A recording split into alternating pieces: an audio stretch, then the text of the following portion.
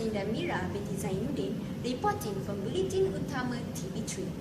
The issue of solid management waste is not a new issue anymore in Malaysia.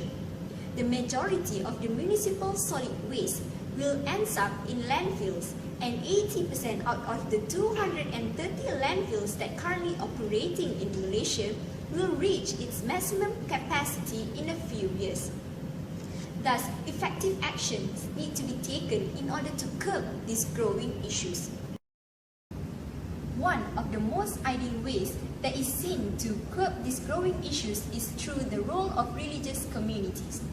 Religious belief in its most ideal form is seen as a powerful force to create a purposive transformation and has the potential to act as a platform for wide-scale transition towards a greener future.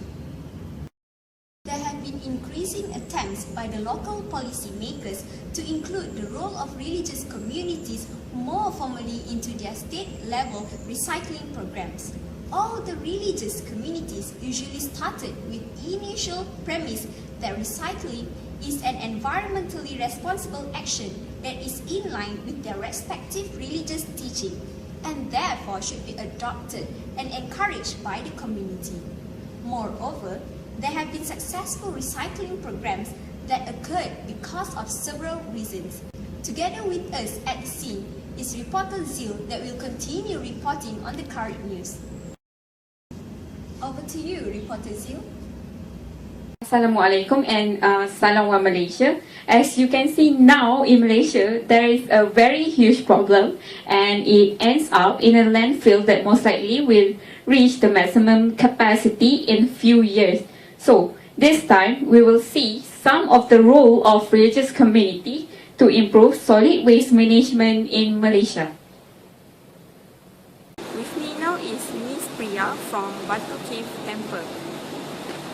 Okay, Miss Priya, thank you for willing to spend time together with us. Okay, my first question is, according to Miss Priya's observation, what is someone's role that stands for Hinduism religion in order to protect environment to the Indian community?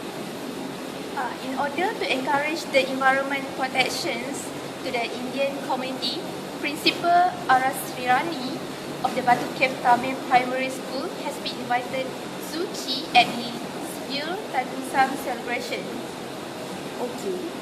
How long the recycle program has been implemented and who is organizing it? Recycling program at the temple was taking place in the year 2000 and is continuing until now. Recycling program was organized by temple with collaboration with association by providing 400 volunteers to help in keeping the limestone cave area clean. Okay. Ms. Priya, I would like to ask what type of recyclable collected in this temple, Batu Cave Temple? Type of recyclable compost at the Batu Cave Temple are bound to the paper, plastic container, glass, aluminium can and cardboard. Okay, last question. In your own view, why the program like this is very important in order to maintain the role of religion to protect our environment? Cleanliness is important because it prevents the disease from spreading. If the dirty environment, it will easily invite disease.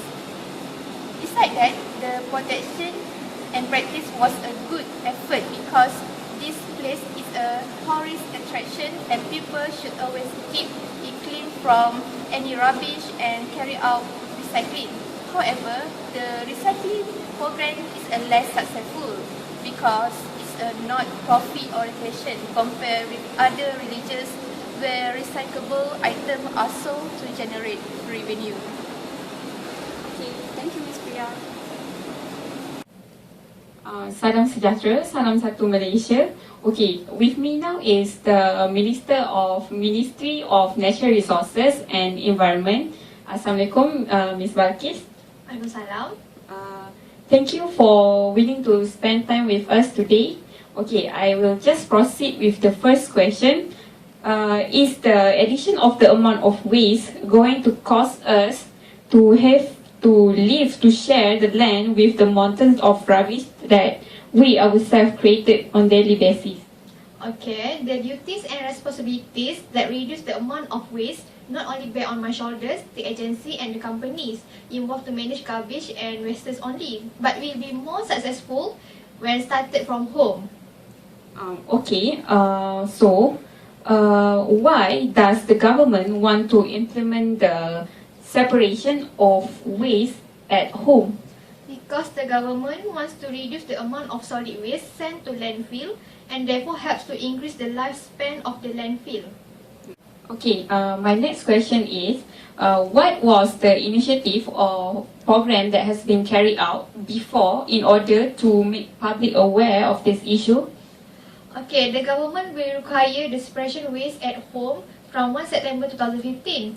The implementation of this regulation is under the Solid Waste Management and Public Cleansing Act 2007, that is Act 672.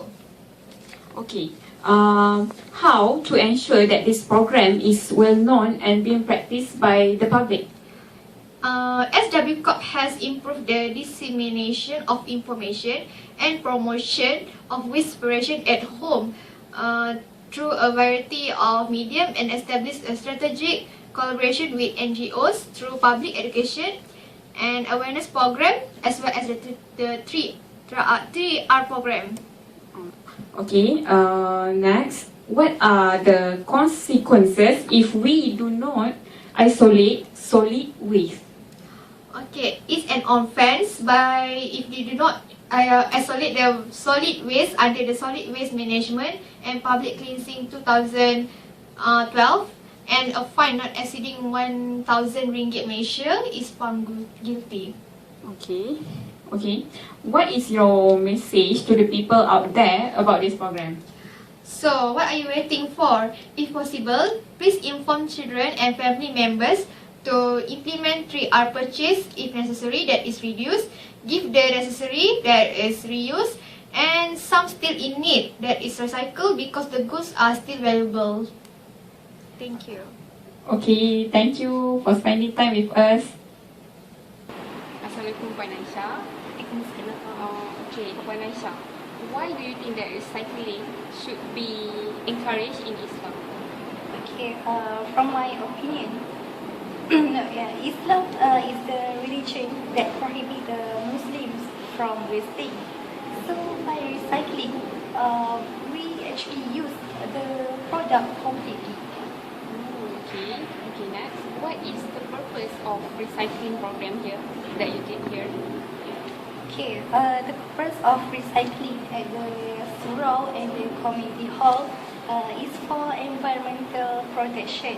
As for now, we are facing the global warming, so by recycling, it can reduce and can protect our earth. How long the program has been implemented and how is the result so far? The program has been done for almost 6 years, and from there we can see that our volunteers and the community member of the surau are given their full commitment and cooperation.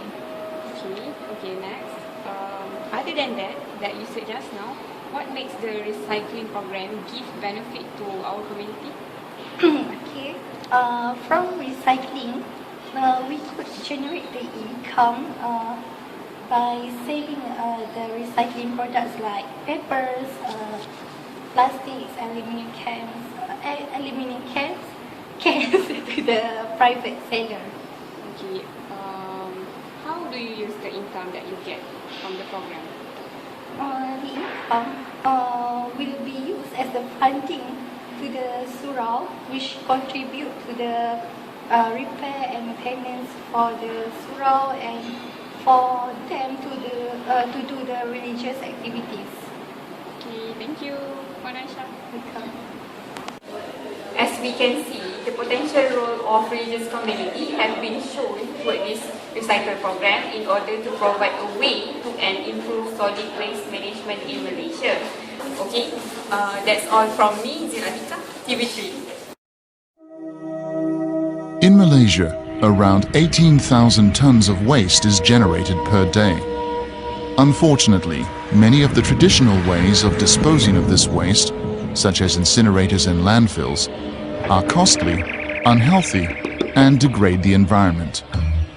Decaying garbage pollutes the soil and water and releases methane into the atmosphere, which contributes to global warming.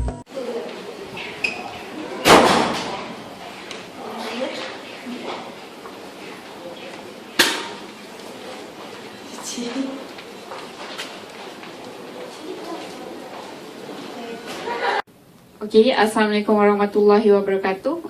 My name is Zhil Athyqah binti Muhammad Kaflee as a reporter. Thank you. Hello, I am Nurshahirah Usna binti Kamaruddin as a representative of Hindu community. Hi, my name is Nurul Azlin Darmira binti Zainudin. I'm the news anchor. Thank you. Assalamualaikum. My name is Tengku Fatin Ameera binti Tengku Muhammad Farid as a committee member at Surau Al-Usna. Assalamualaikum and salam wa Malaysia. I am Siti Balqis binti Mahadzir as the Minister of Natural Resources and Environment.